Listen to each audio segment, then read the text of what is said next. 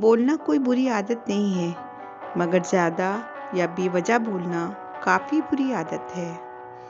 आज हम बड़बोले एक विद्यार्थी की कहानी जानेंगे। इस आदत से होने वाले नुकसान और इससे छुटकारा पाने के तरीके। एक बार की बात है, एक गुरु का एक शिष्य बहुत अधिक बोलने की आदत से परेशान रहता था। जब भी वो किसी से मिलने के बाद अपने दोस्तों के सामने उस व्यक्ति के बारे में अपने विचार देना शुरू कर देता, चाहे उससे कोई पूछे और ना पूछे।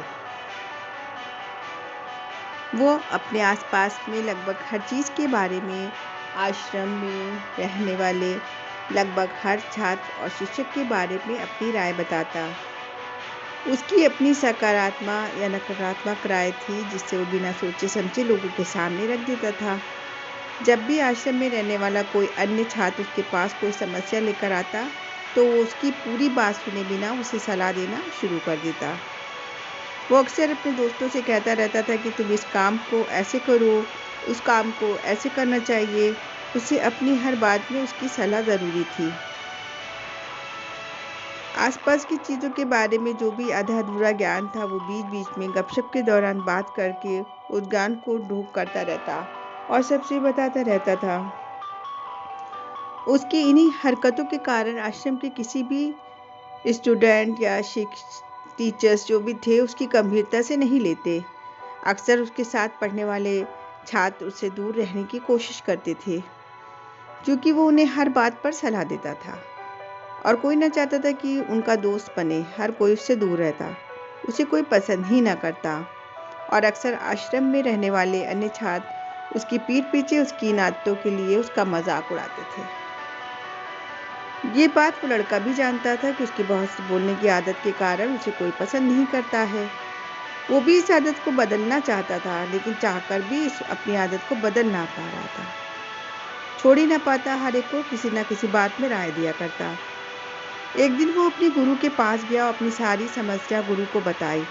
गुरु ने कहा, बेटा, वही व्यक्ति ज़रूरत से अधिक बोलता है जो सोचता है कि वो सब कुछ जानता है। ऐसा व्यक्ति जो मानता है कि वो बहुत कम जानता है और अभी उसे कुछ सीखना है, वो कभी भी ज़्यादा नहीं बोलेगा और न ही हर बात में अपनी राय देगा। वो पहले अपने अंदर से ये अभिमान दूर करो कि तुम सब कुछ जानते हो। शिष्य ने गुरु के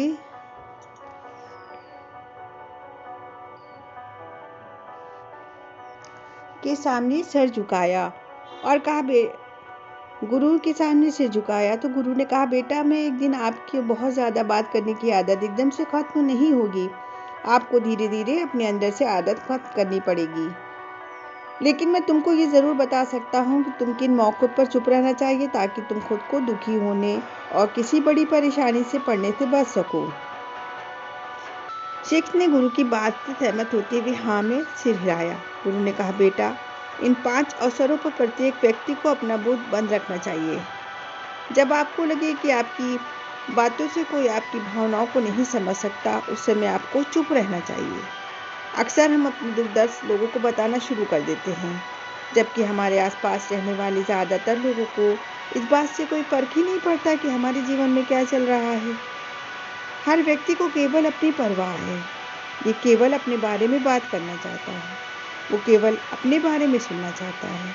उसे हमारे जीवन की परेशानियों और कोई परवाह नहीं होती और वो हमारे बारे में सुनना ही नहीं चाहता।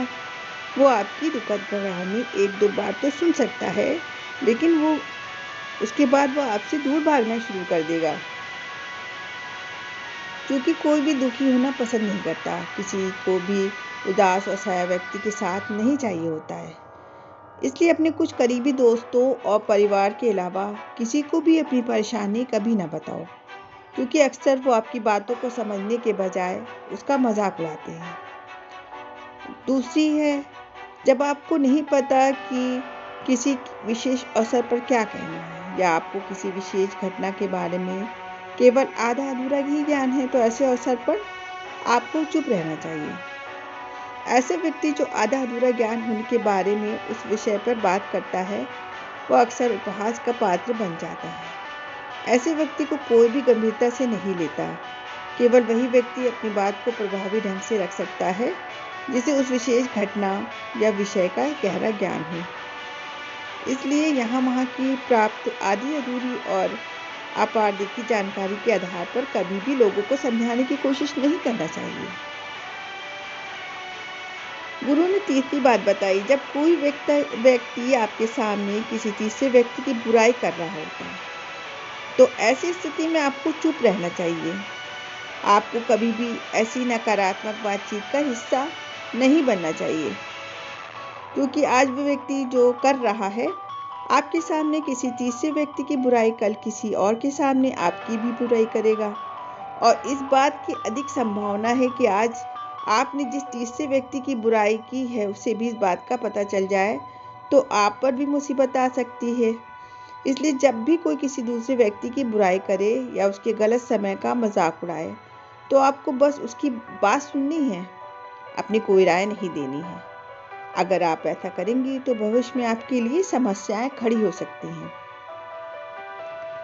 चौथी बात गुरु ने बताई, जब कोई आप पर क्रोध और घृणा से चिल्लाता है, आपका अपमान करने की कोशिश करता है, ऐसी स्थिति में आप दूसरे व्यक्ति के क्रोध और घृणा को चुप रहकर कम कर सकते हैं। चुप रहकर भी आप स्थिति को बिगड़ने से रोक सकते हैं।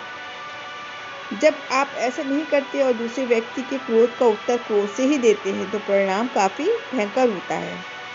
यदि आप उस समय चुप रहते हैं तो ये बात उस क्रोधी व्यक्ति के दिल में महसूस होती है और जब उसका क्रोध शांत हो जाता है तो उसे अपनी गलती पर वो पछताता है और इस बात की भी संभावना बढ़ जाती है कि वो आपसे माफ़ी मांगना चाहता है। और अगर वो माफ़ी नहीं मांगता है तो अंदर से दोषी तो महसूस करता है और फिर अगली बार आप पर गुस्सा करने या नफरत करने से पहले वो कई बार सोचता है। लेकिन आपको हर हाल में हर समय चुप भी नहीं रहना चाहिए। अगर कोई गलत कह रहा है तो उसका जवाब आपको देना चाहिए, क्योंकि कुछ लोग ऐसे भी होते हैं जो हमारी खामोशी को हमारी कमजोरी समझने लगते हैं। गुस्से में चुप रहने का ये तरीका केवल परिवार, करीबी रिश्तेदारों और करीबी दोस्तों के लिए ही सही है, हर इंसान के लिए नहीं। अगर आप हर जगह खामोश रहने लगे तो उसका गलत इस्तेमाल भी हो सकता है।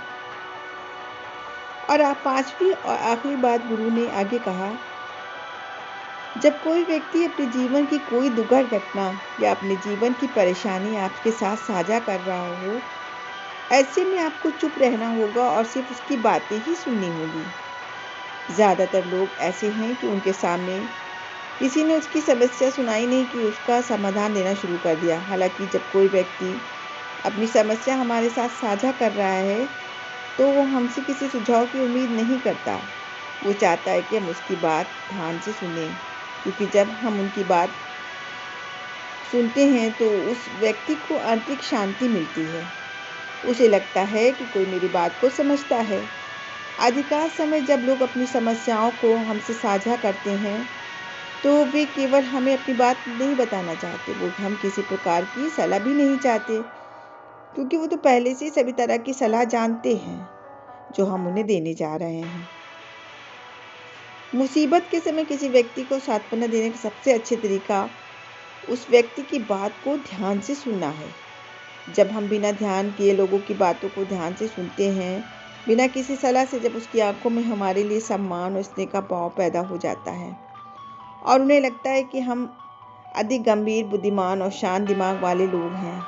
इसलिए जब भी कोई अगली बात आपकी अपनी समस्याएं बताए तो बस आप उसको उसके बाद ध्यान से सुने और जब तक वो आपसे कोई सलाह ना मांगे किसी प्रकार की सलाह ना दे। गुरु ने कहा कि मेरी बात एक बार हमेशा याद रखना, जब आप कम बोलते हैं तो लोग आपकी ओर अधिक आकर्षित होते हैं कि आप कौन हैं और आप क्या सोचते हैं। शिक्ष ने हाँ में सर हिलाया। शिक्ष जब गुरु के शब्दों को समझ गया था कि किन परिस्थितियों में उसे चुप रहना है और किस बात पे उसे बोलना है। गाइस, आपको हमारी कहानी से कोई शिक्षा मिली हो तो प्लीज़ कमेंट कर ज़रूर बताएं और मेरे चैनल महकती कहानियों को अगर अभी तक आप लोगों ने सब्सक्राइब नहीं किया है तो प्लीज़ मेरे चैनल को सब्सक्राइब कर लीजिएगा।